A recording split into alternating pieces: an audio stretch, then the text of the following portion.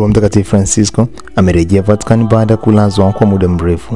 Mara moja kabla kuondoka katika hospitali ya Gemelli Roma baada ya zaidi ya wiki 5 za matibabu, Baba Mtakatifu Francisco alisalimia mamia ya watu waliokusanyika nje ya hospitali hiyo. Kwa sauti dhaifu sana, Baba Mtakatifu Francisco alishukuru umati huo huku akipunga mikono yake kwa kutoa salamu. Msaidizi aliyekuwa amemsukuma Papa Francisco kwenye kiti chake cha magurudumu kwenye balkon inayoangalia mraba nje ya hospitali. Takriban watu 600 walikuwa wamekusanyika katika hospitali hiyo, akiwemo meya wa Roma Roberto Gualtieri.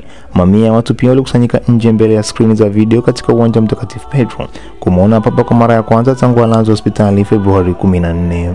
Papa aliondoka hospitalini mara tu baada ya kuonekana kwenye balkon. Polisi wa pikipiki walikuwa wakiongoza msafara wa Papa waligeukia barabara inayoelekea kwenye lango la Vatican lililo karibu na makazi ya Papa na kisha kuondoka. Badala ya kwenda moja kwa moja nyumbani, Baba Mtakatifu Francisco alielekea katikati ya Roma katika kanisa kuu la Mtakatifu Maria Meja ambako amekuwa akisali kabla na baada ya kila safari ya nje na baada ya kulazwa hospitalini mara 2 kwa ajili ya upasuaji wa tumbo. Picha za televisheni za Papa akiwa ameketi kwenye gari nyeupe aina ya Fiat zilionyesha alikuwa akitumia oksijeni kupitia mirija ya pua.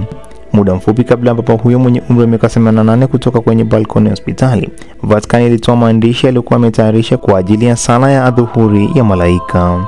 Dr. Sergio Alfieri, mkuu wa timu ya matibabu inayomtibu Papa, aliwaambia waandishi wa habari Machi 22 kwamba Papa ataendelea kutumia oksijeni inavyohitajika kupitia mrija wake wa pua. Atakuwa akitumia dawa za kupambana na mycosis inayoendelea na atakuwa akiendelea na matibabu yake ya kimwili na matibabu ya kupumua. Madaktari hao wameagiza miezi 2 ya kupumzika na kupona na wamemtaka Papa kutokutana na makundi makubwa kwa wakati huo. Pia walisema sauti ya Papa itahitaji muda kupona.